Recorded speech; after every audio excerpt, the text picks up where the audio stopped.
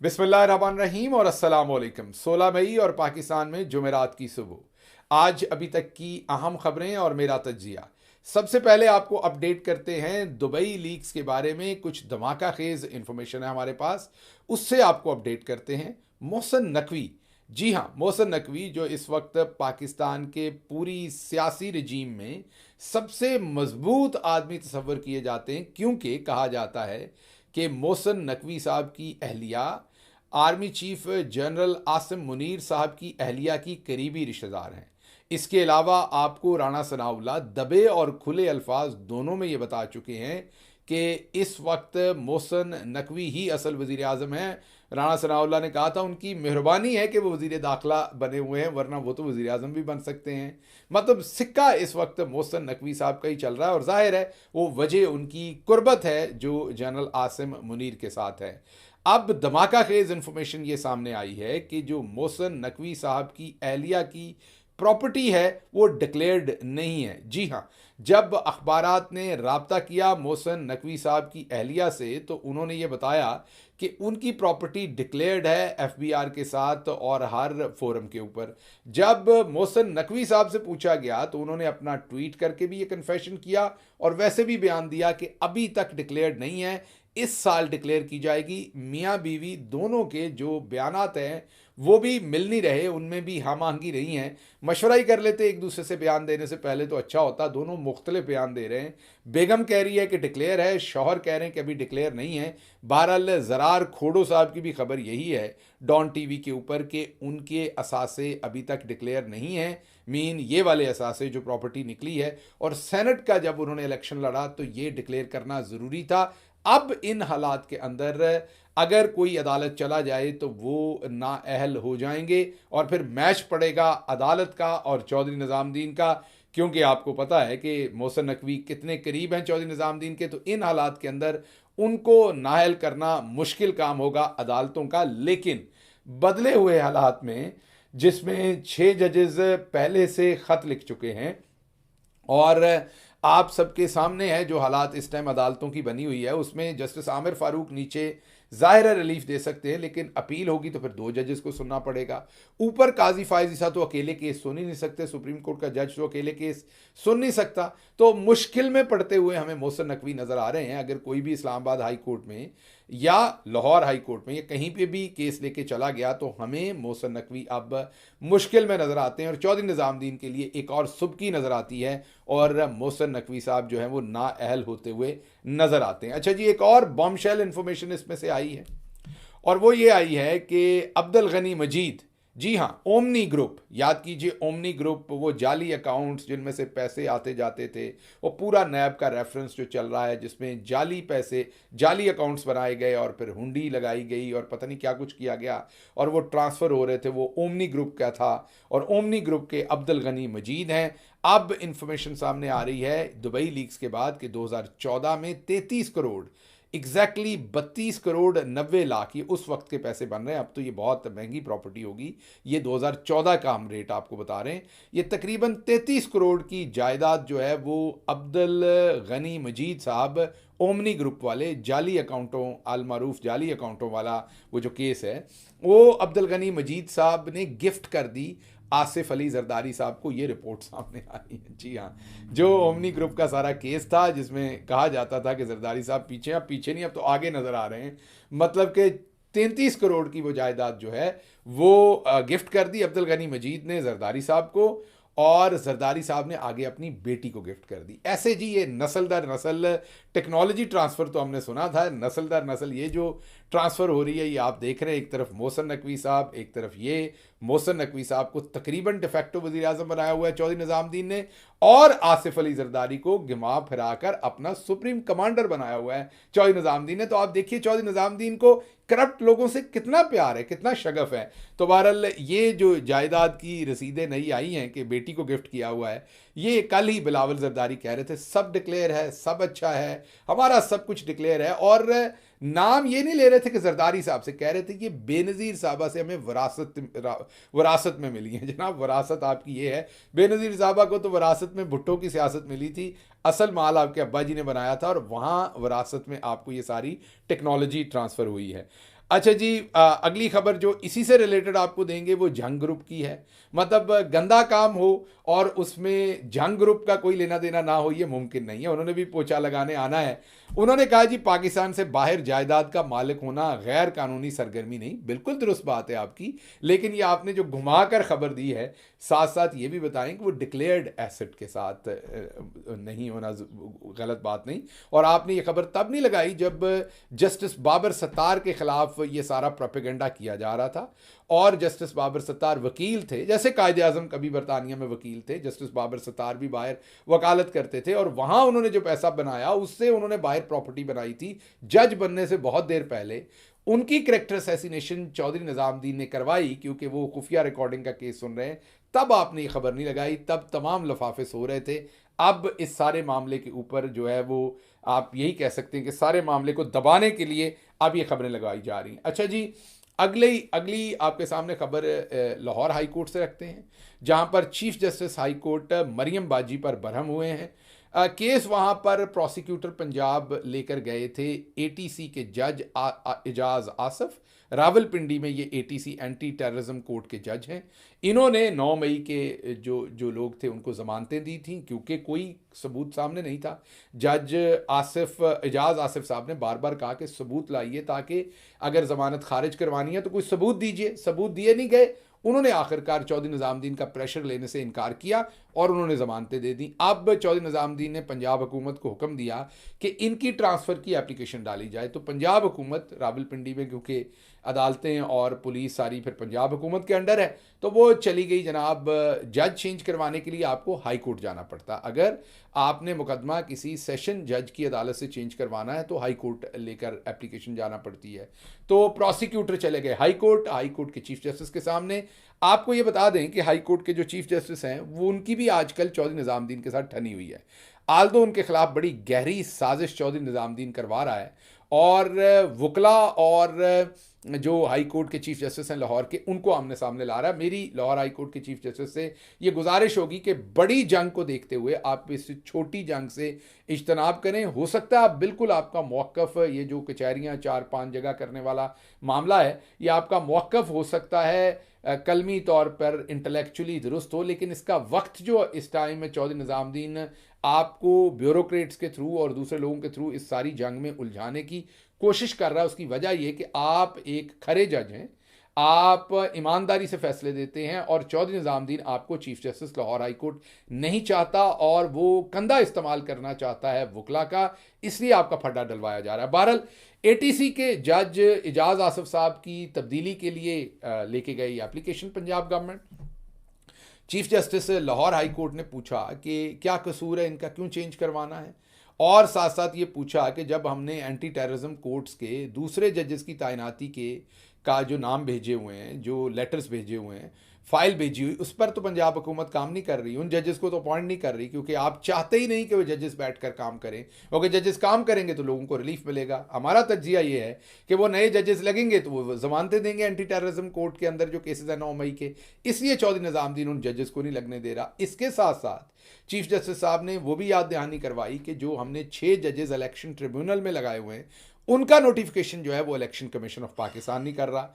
और वो करे भी कैसे? चीफ जस्टिस साहब, आपने चौधरी निजामुद्दीन के मर्जी के जजेस का नोटिफिकेशन थोड़ी किया है, आप भी तो ईमानदारी से फैसले करना चाह रहे हैं, इसलिए अब आपका जोड़ पड़ गया है चौधरी निजामुद्दीन के साथ। इसलिए हम आपसे गुजारिश करते हैं कि आप थोड़ा सा इस टाइम तहम्मुल का आपने बराए मेहरबानी मुजाहरा करना है। वकला का कंधा इस्तेमाल करके चौधरी निजामुद्दीन इस टाइम चढ़ना चाहता है लाहौर हाई कोर्ट के ऊपर और आपको गिराना चाहता है। आप जैसे जजेस की पाकिस्तान को ज़रूरत है। मेरी दस्त बदस्त आपसे गुजारिश है कि आप वकला के साथ इस टाइम किसी किस्म की भी कंट्रोवर्सी में, आपने जहां आप दुरुस्त हैं उसमें भी नहीं जाना, क्योंकि कौम के वसी मफाद में आप के पीछे इस टाइम जो पूरी कौम खड़ी होगी इंशाल्लाह, अगर आप इंसाफ और कानून के ऊपर फैसले देंगे।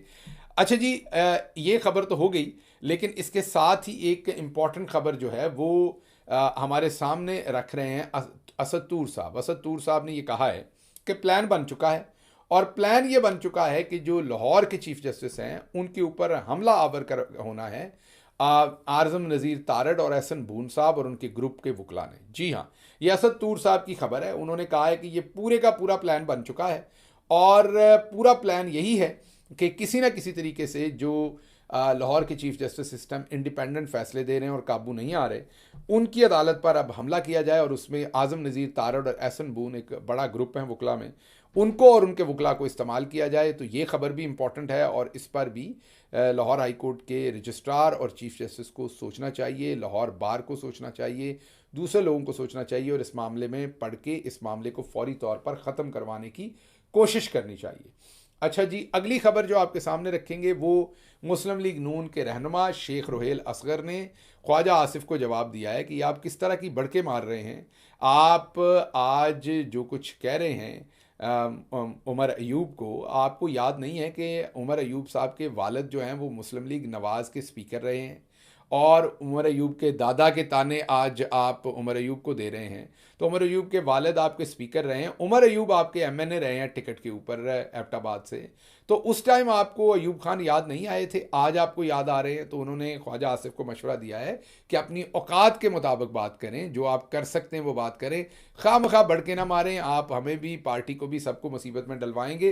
तो बंदे के पुत्र बनकर जो आप कर सकते हैं, जितनी बात कर सकते हैं उतनी बात करें। अच्छा जी, आगे साबिक सेक्रेटरी दिफा और कोर कमांडर रहे हैं गालिबन पेशावर के लेफ्टिनेंट जनरल आसिफ यासीन मलिक, उन्होंने बड़ी एक ख़ास स्टेटमेंट दी है। उन्होंने कहा कि हमने बांग्लादेश को अलहदा किया, हमने बांग्लादेश को अलहदा नहीं किया, उन्होंने आज़ादी ली है। और जाहिर है उनके कहने का मतलब ये था कि उनको इतना तंग कर दिया कि उन्होंने आज़ादी ली है। और उसमें उन्होंने ये भी बताया कि पाकिस्तान बनाने में जो मगरबी पाकिस्तान था, अब का पाकिस्तान, मशरकी पाकिस्तान, आज का बांग्लादेश, जो मशरकी पाकिस्तान था, असल काम उनका था। मुस्लिम लीग भी कायदे आज़म की वहीं बनी थी, सारी मूवमेंट भी वही शुरू हुई थी। हमें ज़ाहिर तारीख नहीं पढ़ाई गई, ज़्यादातर लोगों को ये पता नहीं। हम सोचते हैं कि शायद हमारा ये सारा इलाका जो है इसकी बड़ी कोई जदोजहद थी। हाँ, इसमें कुछ इलाकों की थी, लेकिन ज़्यादा जो प्रीडोमिनेंटली जो जदोजहद थी वो मशरकी पाकिस्तान मतलब बांग्लादेश के लोगों की थी तहरीक आज़ादी के अंदर, और पाकिस्तान की आज़ादी में उन्हीं का कलीदी किरदार था। तो उन्होंने बेसिकली साबिक सेक्रेटरी दिफा और core commander Peshawar lieutenant general Asif Yasin Malik ने बेसिकली तवज्जो दिलाई है कि हम अपनी करतूतों की वजह से पहले आधा मुल्क खो चुके हैं। वहाँ पर जिस तरीके से ऑपरेशन सर्च लाइट और वो सब कुछ किया गया, याया खान उस वक्त इक़्तिदार नहीं देना चाहते थे शेख मुजीब को, क्योंकि याया खान भी आज के चौधरी निज़ामुद्दीन की तरह सब कुछ अपने हाथ में रखना चाहते हैं। उसके लिए वो एक कठपुतली वज़ीर आज़म लाना चाहते थे जो असल में जीता हुआ नहीं था, क्योंकि जो शख्स असल में जीता नहीं होगा, अगर आप उसको बिठा देंगे तो वो फिर उसकी डोरें जो आपके हाथ में होंगे, आप उससे जो मर्जी फैसला करवाएं। उस वक्त माजरत के साथ पीपल्स पार्टी के दोस्तों से उस वक्त भुट्टो साहब जो है वो सिर्फ 81 सीटें जीते हुए थे, शेख मुजीबुर रहमान जो हैं वो 160 सीटें जीते हुए थे। भुट्टो साहब जाहिर है नवाज शरीफ से तो बेहतर सूरत हाल थी उनकी, और काकड़ साहब से भी बहुत बेहतर थी, लेकिन बहरहाल वो स्टैब्लिशमेंट के गमले में ही बड़े हुए थे सियासी तौर पर, और उस वक्त भी वो स्टैब्लिशमेंट का आलाकार बने हुए थे। और भुट्टो साहब की जो बाद में उनका कद बना, जो उन्होंने जमहूरियत के लिए अपनी जान दी, फांसी चढ़े, उसका हमें बहुत एहतराम है। वो सब कुछ बाद में हुआ, ये उससे पहले हुआ। तो जो हमारे बहुत सारे पीपल्स पार्टी के जो बुज़ुर्ग उनके सपोर्टर्स हैं, वो एक ही जुमले में शेख मुजीबुर रहमान को हीरो भी कहते हैं और साथ भुट्टो साहब को भी हीरो कहते हैं। तो थोड़ी सी आपको नज़रसानी करनी पड़ेगी, ये मैं बुजुर्गान से बात कर रहा हूँ। अगर आप शेख मुजीबुर रहमान को करेक्ट कहते हैं या उसकी पार्टी को उस वक्त करेक्ट कहते हैं या उनका हक कहते हैं, तो फिर जो उस टाइम का ईवल था, जो उस टाइम का डिक्टेटर था, डिक्टेटर का टाउट था, जो भी लोग थे उस टाइम के, उनको फिर आपको बुरा कहना पड़ेगा। एक ही सांस में आप शेख मुजीब को भी दुरुस्त और भुट्टो को भी दुरुस्त कह नहीं सकते, क्योंकि तारीख बहुत मुख्तलिफ है। तो थोड़ी सी इस पर नज़रसानी कीजिए। तो ये बड़ा अहम बयान है लेफ्टिनेंट जनरल आसिफ यासीन मलिक साहब का। अच्छा जी, हिंदुस्तान से आपको एक क्विकली खबर देते हैं कि हिंदुस्तान ने मुसलमानों की दुश्मनी में एक नया प्रोग्राम लेके आए हैं नेशनैलिटी का, जिसमें पाकिस्तान, बांग्लादेश, अफ़गानिस्तान, इसमें से जो भी नॉन मुस्लिम हिंदुस्तान में जाएंगे या गए हैं शायद गालिबन पिछले सालों के अंदर, उनको नेशनैलिटी देना शुरू की गई है। और इस सिलसिले में पहले 15 लोगों को या शायद 14 लोगों को नेशनैलिटी के सर्टिफिकेट दिए गए हैं। अब ये कोई बड़ी बात नहीं है, नेशनैलिटी हिंदुस्तान पहले भी देता है और दी है, लेकिन ये खबर हम आपको इसलिए दे रहे हैं कि ये जो कानून बनाया मोदी ने, ये असल में बाहर के लोगों को नेशनैलिटी देने के लिए नहीं बनाया, ये असल में हिंदुस्तान के अंदर के मुसलमानों को डिग्रेड करने के लिए बनाया, क्योंकि ये कानून कहता है सिर्फ गैर मुस्लिम। जी हाँ, पाकिस्तान, बांग्लादेश और अफगानिस्तान के सिर्फ गैर मुस्लिम्स को ये नेशनलिटी मिलेगी। तो बुनियादी तौर पर जो हिंदुस्तान के अंदर मुसलमान हैं उनको इंसल्ट करने के लिए, ह्यूमिलिएट करने के लिए, उनको बताने के लिए कि आप बराबर के हिंदुस्तानी नहीं हैं, ये कानून बनाया गया और उस पर अब अमल दरामद किया जा रहा है। अच्छा जी, मोहसिन नकवी साहब ने एक और ट्वीट दागा है जिसमें उन्होंने कहा है कि शहबाज शरीफ साहब ने गंदम खरीदने का पास्को के थ्रू फैसला किया है और 1.4 जो 14 लाख टन मैट्रिक टन से बढ़ाकर अब 18 लाख मैट्रिक टन गंदम जो है वो पास्को खरीदेगी। हमने आपको ये आज से 15-20 दिन पहले जब किसान मार्केट में गंदम बेच रहा था तब अपने वीलॉग में बताया था, याद कीजिए, कि जब किसान अपनी सारी गंदम बेच चुकेगा तब ये लोग ऐलान करेंगे खरीदने का और खरीदना शुरू करेंगे, तो बेसिकली इनके अपने लोगों के पैसे बनेंगे। किसान तो गंदम बेच चुका, कोई 10-15% जो रह गया है, 20%, हमने आज से 2-3 हफ्ते पहले कहा था 30% बेच चुका। आज हम आपको बताते हैं कि 80-90% किसान अपनी गंदम बेच चुका है और जो थोड़ी बहुत रह गई है वो भी अगले 7-8 दिन में बेच देगा किसान। उसके बाद ये पास्को से खरीदना शुरू करेंगे। असल में ये बेनिफिट देंगे मिडिल मैन जो इनके अपने हैं, जो इनके टाउट हैं, जो इनके अपने इन्वेस्टर्स हैं, अब वो गंदम खरीदेंगे। किसान तो 2600 से 3000 में गंदम बेच चुका, अब पास्को उन मिडिल मैन से खरीदेगा 3900 में। तो 2 हफ्ते 3 हफ्ते गंदम खरीद के रखने के वक्त के साथ, और कईयों ने तो किसान से उठाई भी नहीं होगी, अभी पैसे दिए होंगे, खरीदी होगी, अब गंदम उठा के सीधा पास्को को देंगे और बीच में से 1000 रुपया जो है वो अपनी जेब में डालेंगे पर 40 केजी। तो आप इससे खुद अंदाज़ा लगा लीजिए कि ये किस तरह की पॉलिसीज़ बनाते हैं। हमने पहले दिन आपको बता दिया था कि ये वक्त पर गंदम नहीं खरीद सकेंगे, ये फ़ायदा भी, करप्शन होगी इसमें भी, और मिडिल मैन को देंगे। अच्छा जी, अगली खबर, बिजली के टैरिफ में इजाफा करो, ये IMF ने कह दिया है। बिजली की कीमतें बढ़ाएं, सब्सिडी ख़त्म करें, और हुकूमत ने यकीन दहानी करा दी है। दूसरी तरफ अगर आप देखें तो बिजली की जो खपत है उसमें 7.5% कमी आई है। मार्च के महीने में ये कमी तो तकरीबन 14-15% चली गई थी, अब 7.5%। अब आप कहेंगे ये अच्छी बात है, खपत में कमी नहीं, ये अच्छी बात नहीं, आपके लिए भी अच्छी बात नहीं, आपके लिए भी बुरी खबर है।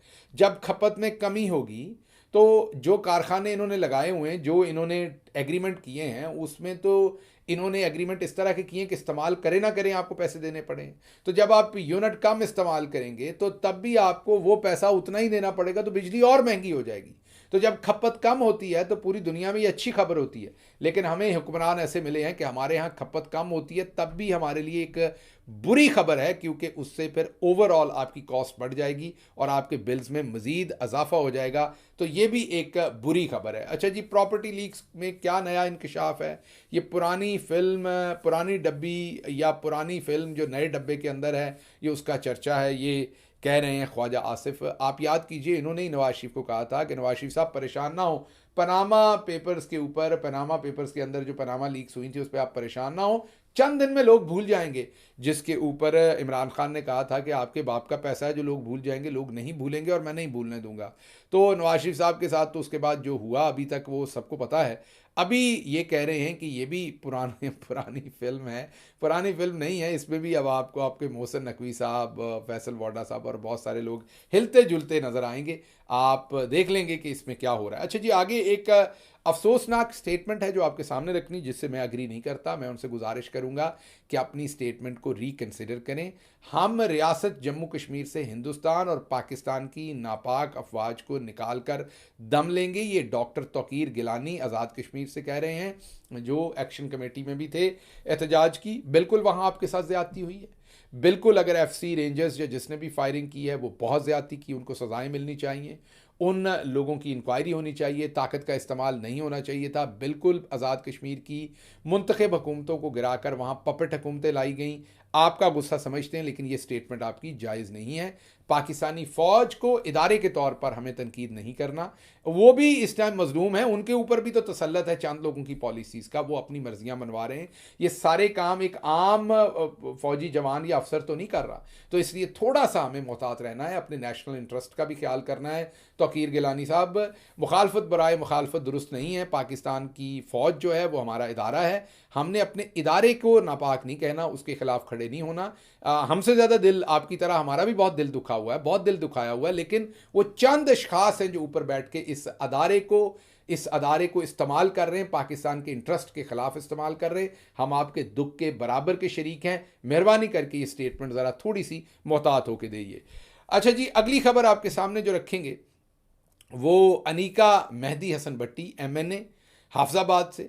उन्होंने एक तकरीर की है और उसमें उन्होंने कहा है कि मैं घरेलू खातून थी, मेरे भाई शौकत भट्टी पर इतने केसेस बना दिए गए और वो इलेक्शन नहीं लड़ सके, जिसलिए मुझे घर से निकल कर अब इलेक्शन लड़ना पड़ा और मैं एक घरेलू खातून थी, मेरा सियासत से कोई लेना देना नहीं था। आज मैं असम्बली में हूँ और अभी भी हमें इंसाफ नहीं मिल रहा, हमारे मुकदमात के ऊपर हमें मेरे भाई को, दूसरे लोगों को ज़मानतें उस तरीके से नहीं मिल रही।